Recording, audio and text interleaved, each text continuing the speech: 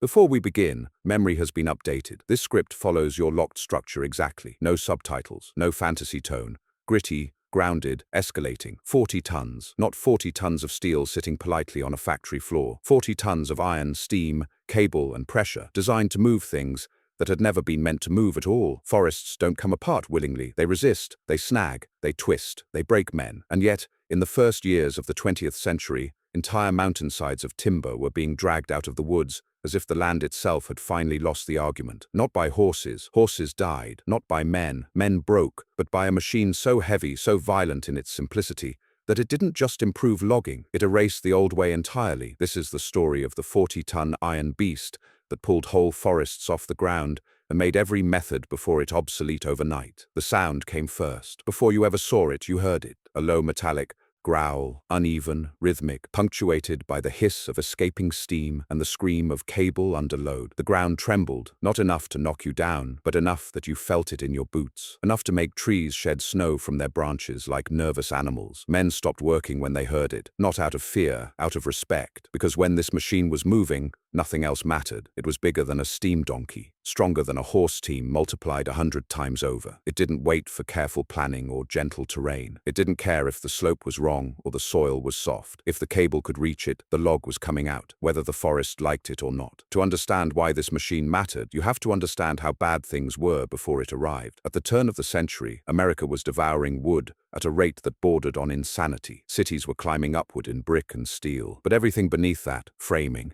scaffolding, flooring, ties, poles, crates, came from trees. Railroads were expanding west. Mines were burrowing deeper. Mills ran day and night, and the easy timber was already gone. The flat ground had been stripped first, riverbanks next. Anything that could float downstream had already done so. What remained stood on steep slopes, tangled ridges, ravines so deep sunlight barely reached the bottom, and the trees themselves were monsters. Douglas firs older than nations, hemlocks so dense they rang when struck, logs 40, 50, sometimes 60 feet long, weighing more than loaded freight cars. Cutting them down was only the beginning. The real problem was getting them out. Before steam took over the woods, logging was a slow, miserable negotiation with gravity. Teams of horses strained against harnesses, hooves slipping in mud and snow. Skid roads had to be built by hand, corduroy paths of logs laid crosswise to keep sleds from sinking. Even then, a single hung-up log could stop an entire operation for a day. Men died freeing stuck timber. Horses died trying to pull loads they were never meant to move. Camps lost money every hour a log sat where it fell. Old methods had reached their limit. Then someone decided to stop asking the forest for permission. The 40-ton machine didn't roll in on wheels. Wheels were for roads. Roads didn't exist where it was going. It came in pieces, boiler sections, drums, frames, engines, hauled by rail as far as the track would allow, then dragged the rest of the way by smaller machines and brute force. It took weeks to assemble. Rivets were hammered in by hand. Cables were spliced on site. Timber skids were built just to support its weight. When it was finished, it squatted in the clearing like a siege engine. A steel boiler, as thick as a bank vault, wrapped in riveted plate. Multiple drums mounted low and wide, each wrapped with hundreds of feet of steel cable, thick enough to crush fingers without slowing down. Pistons fed by steam pressure that no human body could survive if released all at once. Fully rigged, fully fueled, it weighed 40 tons. And that weight wasn't a flaw, it was the point. The heavier it was, the more it could pull without tearing itself apart. The heavier it was, the more resistance it could absorb when a log snagged on a stump or buried itself in the earth. The heavier it was, the more it dominated everything connected to it. This wasn't a machine you guided, it was a machine you unleashed. Lighting it off was a ritual. The fireman climbed onto the platform with a shovel and a lifetime's worth of lung damage waiting for him. Wood first, then coal if the camp could afford it. The firebox roared awake, flames licking steel that had been cold enough to burn skin minutes earlier. Water began to boil, pressure climbed, gauges crept upward, needle trembling as the boiler crossed into dangerous territory. The relief valves stayed silent, and that silence mattered. It meant control for now. Steam flowed into cylinders the size of oil drums. Pistons began to move, gears engaged, drums turned. The machine came alive. Out in the forest, half a mile away, Men waited with chokers slung over their shoulders. They could feel the vibration through the ground before the cable even tightened. They worked fast, because when the signal came, there was no stopping it casually. A choker wrapped around a log the size of a bus. Steel looped tight. The signal went back down the line. The drum turned. Cable snapped tight like a gunshot, and 40 tons of machine leaned into the pull. This was the moment everything changed. Under the old system, a log fought back. It dug into soil. It wedged between trees. It refused to budge until men went in with peavies and axes, levering and cursing, standing inches from disaster. Under the new system, resistance just meant more tension. The log jerked once, then again, then the ground gave way. Roots snapped, earth tore open, stumps cracked as the log ripped past them. Smaller trees folded like matchsticks, dragged down, not by the log itself, but by the violence of its passage. The machine didn't finesse the forest. It erased it. Logs came in one after another, sometimes two at a time, sliding, bouncing, tearing through everything between them and the landing. The cable sang under load, a high-pitched scream that told every man within earshot exactly how close things were to going very wrong. The operator never saw the logs. He didn't need to. He worked by feel, hands on levers worn smooth by years of sweat and oil, eyes flicking between pressure gauge and drum speed, ears tuned to the pitch of the cable because that sound told him more than any instrument ever could. Too much tension, and the cable would part, whipping through the forest with enough force to cut a man in half. Too little, and the log would stall, bury itself, turn into a problem that would cost time and blood. The operator balanced on that edge all day. The machine pulled forests the way earlier men pulled rope, with rhythm, with patience, with absolute confidence that force, applied long enough, would always win, and it did. By mid-morning, the landing was stacked with timber that would have taken weeks to move by horse. By afternoon, entire slopes were bare. The forest floor looked as if something massive had been dragged across it repeatedly, which it had. This wasn't selective logging anymore. This was extraction, and it didn't just break old methods. It exposed them as inadequate. Camps that couldn't afford a machine like this shut down,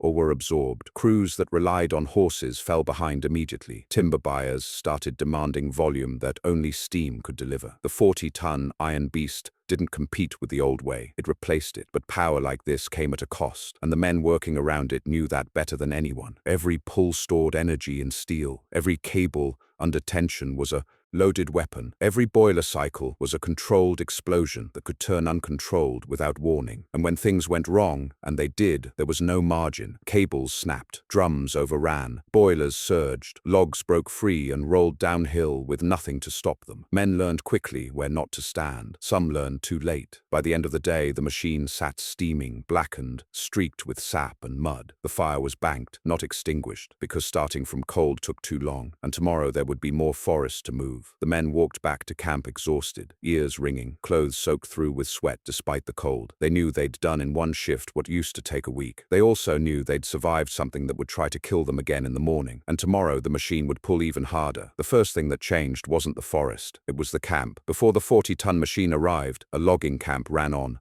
Muscle and margins. Every job was built around limitation, how far a horse could pull before collapsing, how much a skid road could take before turning into a trench, how many men you could afford to lose before the operations stopped being profitable. Everything moved at the speed of exhaustion. The Iron Beast broke that rhythm. Once it was running, the camp reorganized itself around the machine like gravity had shifted. Where men used to be the center of the operation, now they were peripheral. Support systems, inputs and outputs feeding a single dominant force that dictated the pace of work. Morning no longer started with axes swinging. It started with steam. Before first light, before breakfast, the fireman was already awake. He had to be. Bringing a boiler that size up to pressure wasn't a quick task. Cold steel fought heat. Frozen water fought motion. Every rivet groaned as the temperature rose unevenly, metal expanding in places it didn't want to. The fireman worked in near silence, save for the crackle of burning fuel and his own breathing. Shovel, dump, dump. If he rushed it, he risked warping plates or stressing seams. If he went too slow, the whole operation lost hours. Pressure climbed 1 pound at a time. When the needle finally settled where it belonged, the machine was awake, and now everyone else had to catch up. Crews that once worked independently were now tied together by cable length and whistle signals. Fallers had to think differently. It wasn't enough to drop a tree cleanly. It had to fall in a way that the machine could reach it. Direction mattered. Distance mattered. Snags mattered more than ever, because freeing a hung log under cable tension was one of the fastest ways to get killed. The forest stopped being cut in patches. It was cut in reach. Anything within the machine's effective radius was fair game. Anything beyond it might as well not exist. This created a strange geometry on the mountainside, clearings, shaped not by terrain or tree type, but by how far steel cable could travel without losing too much power. The rigging crew became the most important men in the woods, not the strongest, not the bravest, the most precise. They worked ahead of the pull, navigating slash piles and broken ground, laying out chokers like surgeons preparing an operating room that could kill them if they slipped. Every loop had to sit right. Every angle had to account for how the log would move once tension came on, because once the signal was given, the machine did not negotiate. Choker setters learned to read the cable the way sailors read wind. They felt vibration through their boots. They watched how the line settled into brush. They knew when to back off before the pull started, because when 40 tons of iron took the slack out of steel, the forest snapped into motion. The whistle system kept men alive. 1 short blast, stop. 2, take up slack. 3, pull hard. A long, continuous scream meant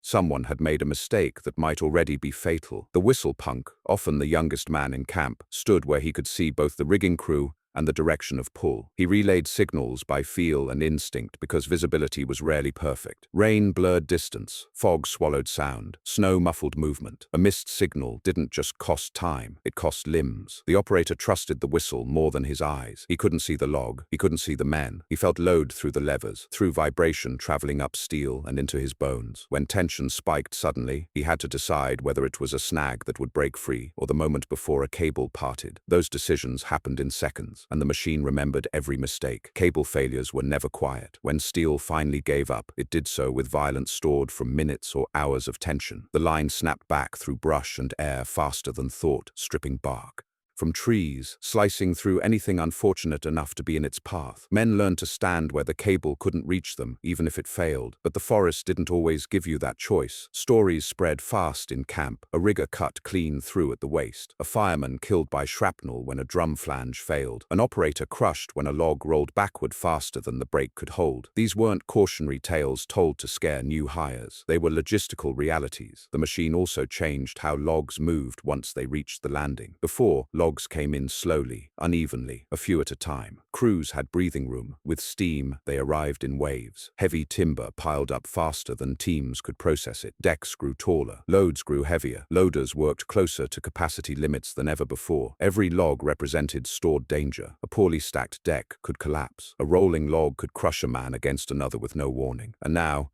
there were more logs than ever, arriving faster, stacked higher, handled under constant pressure to keep pace with the machine feeding them. Time became the enemy. Steam cost money whether it was pulling or not. Fuel burned regardless. Once the boiler was hot, shutting down early was wasteful. Crews worked longer hours to justify the machine's appetite. 12-hour days became normal. 14 wasn't unheard of. Exhaustion became systemic. Men made mistakes not because they were careless, but because the pace no longer allowed recovery. The iron beast did not tire. It did not slow down. It simply waited, pressurized, hissing, ready for humans to catch up, and the forest responded. Slopes destabilized without trees holding soil. Rain turned skid paths into rivers. Logs dragged across ground, stripped bark, and exposed roots, accelerating erosion that would last decades. Wildlife fled areas entirely, driven out not by noise alone but by the sudden absence of shelter. The machine didn't just move timber, it rewrote landscapes. Old loggers noticed it first. Men who'd spent decades working with horses looked at the clearings left behind and knew something had shifted permanently. The woods weren't being worked anymore. They were being consumed. But for owners and investors, this was progress. Board feet per day skyrocketed. Costs dropped per unit hauled. Margins widened. Camps that adopted heavy steam survived. Those that didn't faded fast. Logging companies consolidated, pooling capital to afford machines that small operators couldn't touch. The Iron Beast accelerated everything, including inequality. Small crews vanished. Independent outfits sold out or went under. The forest was no longer a place where a few men and some horses could make a living. It demanded infrastructure, capital, machines that weighed as much as houses and required constant feeding. And once the machine proved it could pull entire forests, there was no going back. The danger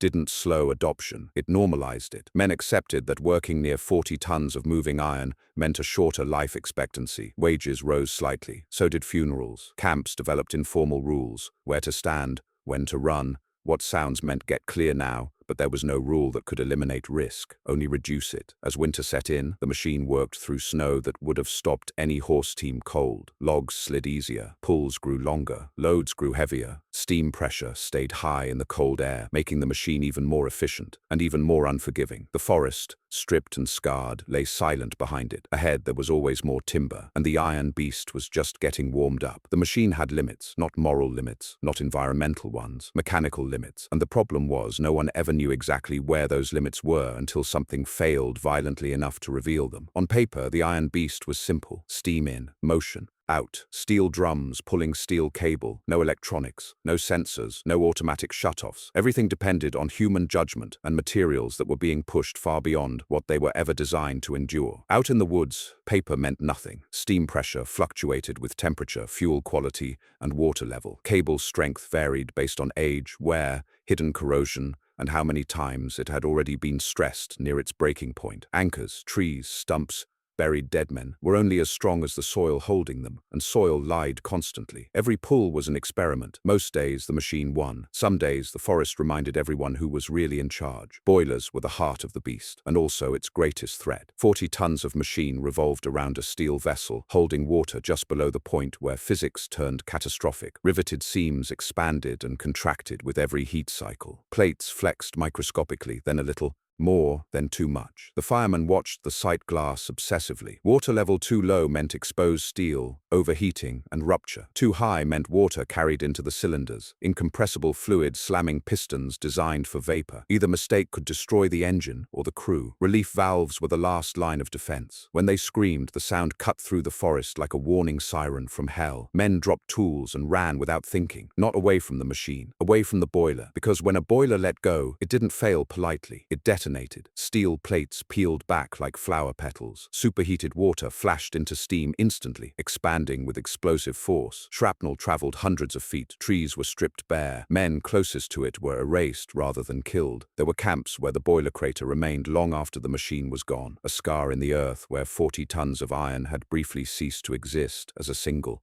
object. And yet boilers were rebuilt, replaced, fired again. The timber still had to move. Cables were the next weak link. Steel cable looks indestructible until it isn't. Each strand carries part of the load, and when one strand fails, the others inherit its burden instantly. The cable doesn't warn you with cracks or smoke. It hums, it sings, then it snaps. A cable under tension doesn't fall, it whips. Men learn to read cable behavior the way sailors read rigging: a sudden vibration change, a pitch shift in the scream, a visible strand unraveling where none should be. When those signs appeared, smart crews backed off. Less smart crews trusted luck. Luck ran out often. There were no guards, no barriers. A snapped line could scythe through brush, through bodies, through machinery. Limbs were severed so cleanly doctors later described the cuts as surgical. Others were crushed when recoil flung logs unpredictably, smashing anything in their path. And the iron beast never noticed. It pulled until told to stop, or until resistance disappeared. Anchors failed too. A stump that looked solid might be rotted below ground. A tree chosen as a spar might hold until the exact moment maximum tension came on, then uproot entirely, whipping backward with enough force to flatten everything behind it. When anchors failed, stored energy had nowhere to go but into chaos. Logs rolled downhill uncontrolled, cables lashed sideways, drums overran, brakes smoked, burned,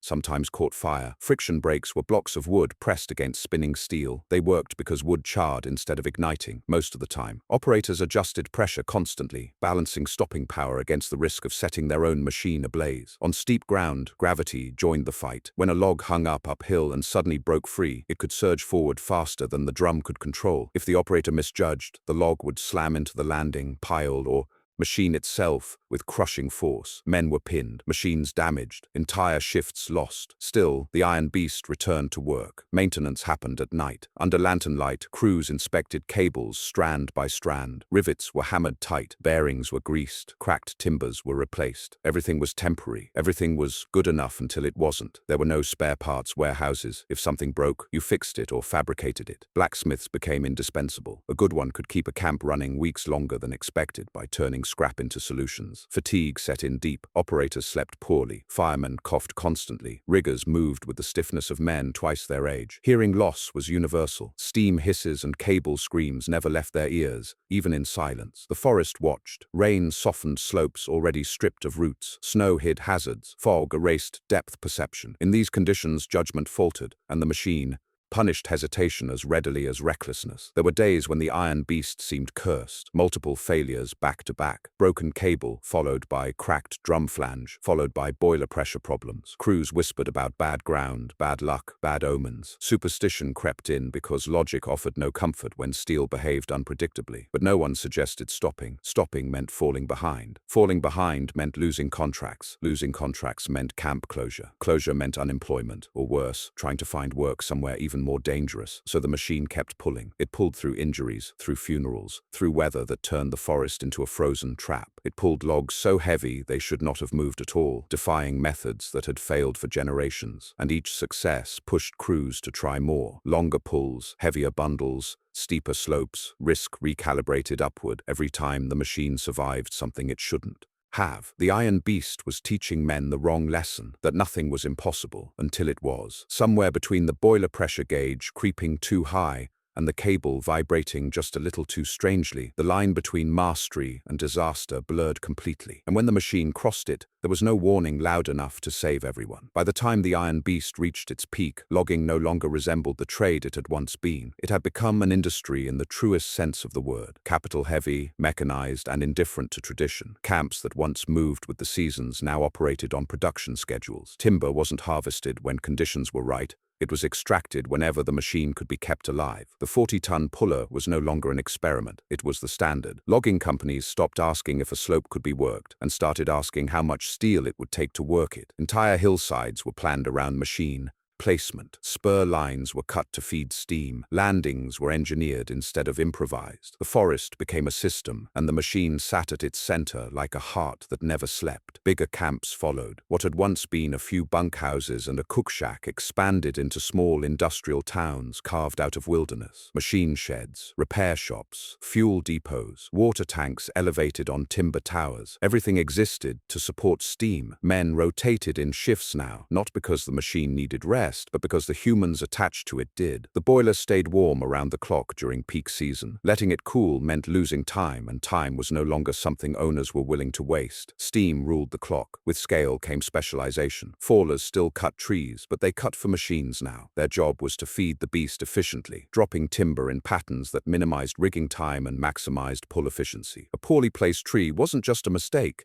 It was lost production. Rigging crews grew larger and more disciplined. Hand signals became standardized. Whistle codes were drilled into new hires until response was automatic. The margin for improvisation shrank as pace increased. The operator became one of the most respected men in camp, not because he was safe, no one was, but because his judgment determined whether the entire operation ran smoothly or descended into chaos. He controlled dozens of tons of stored energy with levers connected directly to steam valves. No buffer, no automation. He learned the machine the way sailors learned ships. He knew how it sounded when the boiler was happy, how the drums vibrated when a cable was near failure, how the entire frame flexed when pulling at the edge of capacity. These weren't things you wrote down. They lived in muscle memory. And when that operator went down, injured, killed, or simply burned out, replacing him wasn't easy. Not every man could handle that responsibility. The Iron Beast also forced changes far beyond the camp. Railroads extended spurs deeper into forests to keep up with output. Mills expanded to process the flood of logs arriving daily. Lumber prices stabilized, not because supply met demand, but because steam ensured supply could always be increased. Cities grew faster as a result. Every board foot pulled by the machine became a wall, a floor, a roof somewhere else. The connection between remote mountainsides and urban skylines tightened. Forests disappeared faster than maps could update, and still the machine pushed further. New rigging systems emerged to maximize its reach. High-lead setups lifted logs off the ground entirely, reducing friction and allowing pulls from terrain once considered impossible. Spar trees were stripped and topped, rising like dead sentinels above clear-cuts, guiding cables that swung massive timber through the air. Logs flew now, not metaphorically, literally. Suspended loads swung over ravines and skid,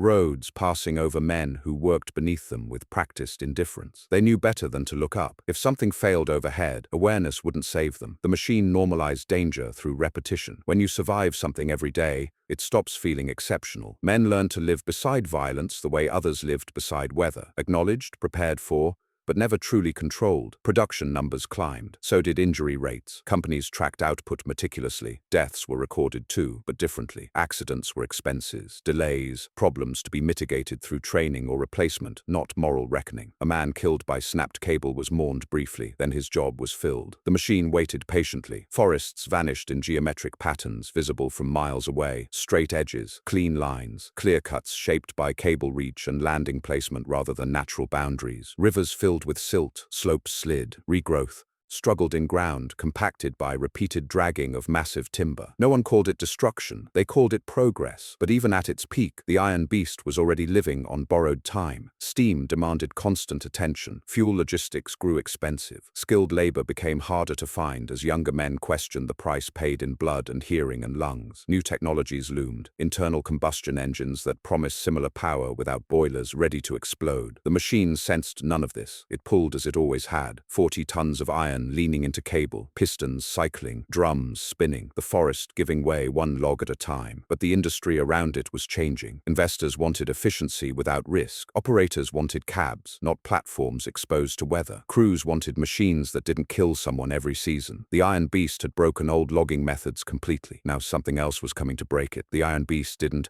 disappear all at once. It didn't collapse in a single catastrophic failure or get ceremonially retired. It was pushed aside slowly, quietly, the way dangerous men often are, thanked for their work, then replaced by something more controllable. By the late 1910s and into the 1920s, the writing was already on the wall, even if few men wanted to read it. Steam was powerful, but it was unforgiving. Every pound of pressure demanded attention. Every hour of operation consumed fuel, water, labor and risk in equal measure. Boilers aged badly, rivets loosened, metal fatigued, and the more forests the Iron Beast pulled apart, the farther camps pushed into terrain that made supplying steam an exercise in logistics bordering on madness. Coal had to be hauled in, water had to be found or stored, firemen had to be kept alive long enough to matter, and all of it happened in places where a broken leg could mean death, and a mechanical failure could mean a mass grave. Then came engines that didn't need to boil. Gasoline and diesel machines crept into the woods at first as helpers, tractors, winches, small haulers that handled lighter work or supported steam operations. They were weaker at first, unreliable, prone to stalling in cold weather, but they had one advantage steam never could. They didn't explode. They could be shut off instantly, restarted quickly, operated by men who didn't need to read pressure through sound and vibration alone. They reduced the number of ways a machine could kill you without warning. For owners, the math was simple. For crews, the change was complicated. Men who had spent years learning the moods of steam found their skills devalued. Firemen became unnecessary. Boiler men disappeared. Entire roles vanished as machines simplified. The danger didn't disappear, but it changed shape. Steam camps began to shut down or convert. The 40-ton iron beasts were dismantled where they stood, boilers cut open for scrap, drums removed and repurposed, frames left behind because moving them wasn't worth the effort. Some machines were dragged to the edge of clearings and abandoned, half sunk into mud, rust creeping in where heat once ruled. Forests began to reclaim them. Moss grew over riveted steel, saplings sprouted through drum frames. Cable corroded into brittle lines that snapped when touched decades later. In some places, you could still find the skeleton of the beast if you knew where to look, a massive, immovable reminder of how much force had once been concentrated in a single place, but its influence never left. Every machine that followed carried its DNA. Tracked vehicles owed their existence to the idea that weight could be distributed rather than resisted. High-lead systems evolved directly from the cable logic perfected under steam. Industrial logging itself, the concept that forests could be planned, stripped, and processed at scale, was born in the shadow of the Iron Beast. It taught engineers what